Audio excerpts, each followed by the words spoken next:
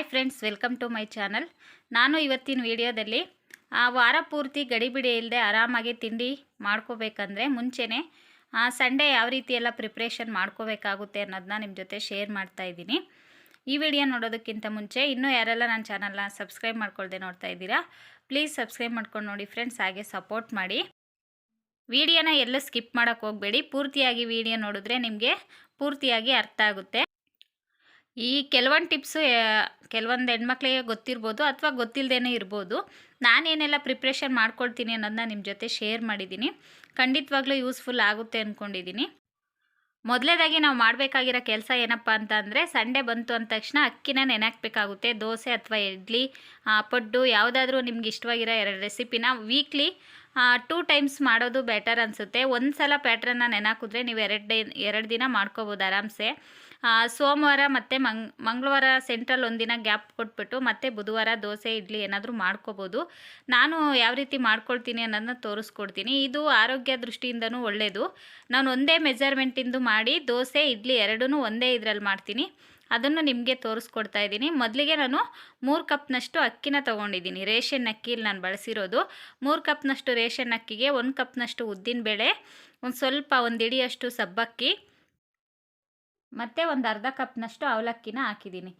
ಇದ್ರ ಜೊತೆ ಒಂದು ಸ್ಪೂನಷ್ಟು ಮೆಂತ್ಯ ಹಾಕಿದ್ದೀನಿ. ಮೆಂತ್ಯ ಸ್ವಲ್ಪ ಕಮ್ಮಿ ಇತ್ತು, ಹಾಗಾಗಿ ಕಮ್ಮಿ ಹಾಕಿದ್ದೀನಿ. ನೀವು ಬೇಕಿದ್ದರೆ ಇನ್ನೂ ಸ್ವಲ್ಪ ಹಾಕ್ಕೋಬೋದು. ಇಷ್ಟನ್ನು ಹಾಕಿ ಚೆನ್ನಾಗಿ ಮಿಕ್ಸ್ ಮಾಡಿ, ನಾನು ಯಾವುದನ್ನು ಸಪ್ರೇಟಾಗಿ ನೆನೆ ಹಾಕಲ್ಲ. ಅಕ್ಕಿ ಬೇರೆ, ಉದ್ದಿನಬೇಳೆ ಬೇರೆ, ಅವಲಕ್ಕಿ ಬೇರೆ ಅಂತ ನೆನೆಸಲ್ಲ. ಎಲ್ಲನೂ ಒಂದೇ ಸಲ ಮಿಕ್ಸ್ ಮಾಡಿ ನೆನೆಸ್ತೀನಿ. ಈ ರೀತಿ ಮಿಕ್ಸ್ ಮಾಡಿ ಸಹ ನೀವು ಒಂದು ಬಾಕ್ಸ್ಗೆ ಹಾಕಿಟ್ಕೊಂಡ್ರೆ ತುಂಬಾ ಈಸಿ. ನೋಡಿ, ನಾನು ಈಗ ನೆನೆ ಹಾಕಿದ್ದೆ. ಒಂದು 5 ಅವರ್ 6 ಅವರ್ ನೆಂದಾದಮೇಲೆ ಈ ರೀತಿಯಾಗಿ ರುಬ್ಕೊಂಡಿದ್ದೀನಿ. ಇಲ್ಲಿ 2 ಭಾಗ ಆಗಿ ಮಾಡ್ಕೊಂಡಿದ್ದೀನಿ. ನಾನು ಈ ಕಡೆ ತೋರಿಸ್ತಿರೋದು ಇಡ್ಲಿಗೆ ಸ್ವಲ್ಪ ತರಿಯಾಗಿ ರುಬ್ಬಿದ್ದೀನಿ.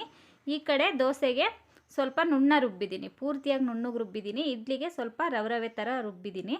ತುಂಬ ಸಾಫ್ಟಾಗಿ ಚೆನ್ನಾಗಾಗುತ್ತೆ ಇಡ್ಲಿ ಆ ರೀತಿ ರವೆ ಥರ ರುಬ್ಬೋದ್ರಿಂದ. ದೋಸೆ ಅಂದಮೇಲೆ ದೋಸೆಗೆ ತುಂಬ ಸ್ಮೂತಾಗಿರಬೇಕು.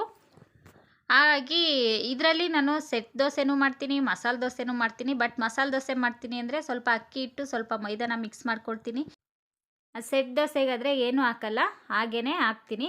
ಇಲ್ಲಿ ನಾನು ದೋಸೆ ಹಿಟ್ಟನ್ನು ಹಾಗೆ ಎತ್ತಿಡ್ತೀನಿ. ಒಂದು ನೈಟು ನಾನು ಸೈಡಲ್ಲಿ ಇಡಲ್ಲ, ಫ್ರಿಜ್ಜಲ್ಲಿ ಇಟ್ಬಿಡ್ತೀನಿ. ನಾನು ಯಾವಾಗ ದೋಸೆ ಹಾಕ್ಕೊಳ್ತೀನಿ ಅನಿಸುತ್ತೆ ಆವಾಗ ನಾನು ಒಂದು ನೈಟು ಮುಂಚೆನೇ ಈ ಕಡೆ ತೆಗೆದಿಟ್ಟಿರ್ತೀನಿ. ತುಂಬ ಚೆನ್ನಾಗಿ ಬರುತ್ತೆ. ಏನು ಗೊತ್ತಾ, ನಾವು ಅದನ್ನು ಪೂರ್ತಿಯಾಗಿ ಮುಬ್ಬಿಸಿ ಇಟ್ಬಿಟ್ರೆ, ಹಿಟ್ಟನ್ನ ಹುಳಿ ಬರೆಸಿಟ್ಟಿದ್ರೆ ಏನೇ ಫ್ರಿಜ್ಜಲ್ಲಿ ಇಡ್ತೀವಿ ಅಂದ್ರೂ ಹುಳಿ ಬಂದುಬಿಡುತ್ತೆ.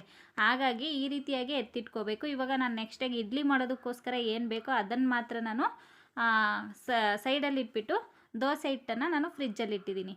ನೋಡಿ, ನಿಮಗೆ ತೋರಿಸೋದಕ್ಕೋಸ್ಕರ ನಾನು ವಿಡಿಯೋ ಮಾಡಿದ್ದೀನಿ ಇದನ್ನು. ಈ ರೀತಿ ಆದ್ರೂ ಎಷ್ಟು ಸಾಫ್ಟಾಗಿ ಎಷ್ಟು ಚೆನ್ನಾಗಿ ಬರುತ್ತೆ ಇಡ್ಲಿ ಅನ್ನೋದಕ್ಕೆ. ನೋಡಿ, ನಾನು ಇದರಲ್ಲಿ ತಟ್ಟೆ ಇಡ್ಲಿನ ಮಾಡಿದೆ, ತುಂಬ ಸೂಪರಾಗಿ ಬಂತು. ತಟ್ಟೆ ಇಡ್ಲಿನೂ ಮಾಡ್ಕೋಬೋದು, ಮಾಮೂಲಿ ಇಡ್ಲಿನೂ ಮಾಡ್ಕೋಬೋದು. ಎಷ್ಟು ಚೆನ್ನಾಗಿ ಉಬ್ಬಿದೆ ನೋಡಿ. ಸಪ್ರೇಟಾಗಿ ನೆನೆ ಹಾಕಬೇಕು ಅಂತೇನಿಲ್ಲ, ಈ ರೀತಿಯಾಗಿ ಸಹ ನೀವು ಮಾಡ್ಕೋಬೋದು. ಇನ್ನು 2 ದಿನದ ಟೆನ್ಷನ್ ಮುಗೀತು. ಮತ್ತು ದೋಸೆ ಇಡ್ಲಿ ಏನಾದರೂ ಮಾಡ್ತೀವಿ ಅಂದಮೇಲೆ ಅದಕ್ಕೆ ಚಟ್ನಿ ಬೇಕೇ ಬೇಕಲ್ವಾ. ಬೆಳಗ್ಗೆ ಟೈಮಲ್ಲಿ ಶೇಂಗಾ ಬೀಜನ ಉರಿತಾ ಕೂತ್ಕೊಂಡ್ರೆ, ಕಡಲೆ ಬೀಜನ ತುಂಬ ಲೇಟಾಗಿ ಹೋಗುತ್ತೆ. ಹಾಗಾಗಿ ಇದೇನು ಅಳಿಸೋದಿಲ್ಲ, ಏನಿಲ್ಲ. ಹಾಗಾಗಿ ಈ ರೀತಿ ಶೇಂಗಾ ಬೀಜನ ನಾವು 2 ದಿನಕ್ಕೆ ಅಥವಾ 3 ದಿನ, ನೀವು ಚಟ್ನಿ ಎಷ್ಟು ದಿನ ಮಾಡ್ತೀರೋ ಅಷ್ಟು ದಿನಕ್ಕೆ ಕಡಲೆ ಬೀಜನ ಈ ರೀತಿಯಾಗಿ ಹುರ್ಕೊಬಿಟ್ಟು ಅದರದ ಮೇಲಿನ ಒಟ್ಟು ಅಥವಾ ಸಿಪ್ಪೆ ಏನಂತೀರ, ಅದನ್ನು ನೀವು ನೀಟಾಗಿ ತೆಗೆದು ಒಂದು ಡಬ್ಬಕ್ಕೆ ಹಾಕಿ ಇಟ್ಕೊಳ್ಳೋದ್ರಿಂದ ಸಹ ಟೈಮ್ ಸೇವ್ ಆಗುತ್ತೆ ನಿಮಗೆ. ಬೆಳಗ್ಗೆ ಗಡಿಬಿಡೀಲಿ ಶೇಂಗಾ ಬೀಜನ ಉರಿಯೋ ಟೆನ್ಷನ್ ಇರಲ್ಲ. ನೋಡಿ, ಇದನ್ನು ಕ್ಲೀನ್ ಮಾಡ್ಕೋಬೇಕಂದ್ರೆ ಈ ಥರ ಜಾಲರ ಬರುತ್ತಲ್ವ, ಅದರಲ್ಲಿ ನೀಟಾಗಿ ಈ ರೀತಿ ಮೇಗ್ಲದೆ ಒಟ್ಟನ್ನೆಲ್ಲ ತಿಕ್ಬಿಟ್ಟು ಈ ರೀತಿ ಅಂದರೆ ಸಾಕು, ಎಷ್ಟು ಚೆನ್ನಾಗಿ ಕಡಲೆ ಬೀಜ ಕ್ಲೀನ್ ಆಗುತ್ತೆ. ನಾವು ಕೇರೋದ್ರಿಂದ ಏನಾಗುತ್ತೆ ಅಂದರೆ ಮನೆ ತುಂಬ ಹರಡ್ಕೊಳ್ಳುತ್ತೆ ಅದ್ರ ಸಿಪ್ಪೆ.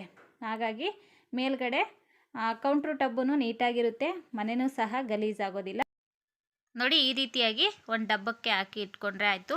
ಮಕ್ಕಳು ಯಾವ ಟೈಮಲ್ಲಾದರೂ ಅವರು ತಿನ್ನೋದಕ್ಕೆ ಬೇಕು ಅಂದ್ರೂ ಸಹ ಮಕ್ಕಳಿಗೆ ಸಡನ್ನಾಗಿ ಕೊಡ್ಬೋದು. ಹಾಗೆ ಕಡಲೆ ಬೀಜ ಕ್ಲೀನ್ ಮಾಡೋದಕ್ಕೆ ಇದು ಬೆಸ್ಟ್ ಟಿಪ್ಸ್ ಅಂತಲೇ ಹೇಳ್ಬೋದು. ಈ ರೀತಿಯಾಗಿ ಟ್ರೈ ಮಾಡಿ ನೋಡಿ. ಇನ್ನು ನೆಕ್ಸ್ಟ್ ಕೆಲಸ ಅಂತ ಅಂದರೆ, ಮೇಯ್ನ್ ಎಲ್ಲ ಅಡುಗೆಗಳಿಗೂ ಎಣ್ಣೆ ಬೇಕೇ ಬೇಕಲ್ವ ನಮಗೆ. ಹಾಗಾಗಿ ಎಣ್ಣೆ ಬಾಟ್ಲಿಲಿ ಎಣ್ಣೆ ಏನಾದರೂ ಖಾಲಿಯಾಗಿದ್ದರೆ ಅದನ್ನು ಫಿಲ್ ಮಾಡ್ಕೊಳ್ಳೋದು. ಈ ಕೆಲಸ ಇವೆಲ್ಲ ಗಡಿಬಿಡಿಲಿ ಅರ್ಜೆಂಟಲ್ಲೆಲ್ಲ ಮಾಡೋ ಕೆಲಸ ಅಲ್ಲ, ಇದು ಫ್ರೀಯಾಗಿದ್ದಾಗಲೇ ಮಾಡ್ಕೋಬೇಕು. ಯಾವಾಗ ಎಣ್ಣೆ ಖಾಲಿ ಆಗುತ್ತೋ ಆವಾಗ ನೀಟಾಗಿ ಬಾಟ್ಲ ವಾಶ್ ಮಾಡಿಬಿಟ್ಟು ಬಿಸಿಲಲ್ಲಿ ಒಣಗಿಸ್ಬಿಟ್ಟು ನಂತರ ನಾವು ಈ ರೀತಿ ಫಿಲ್ ಮಾಡ್ಕೋಬೇಕಾಗುತ್ತೆ.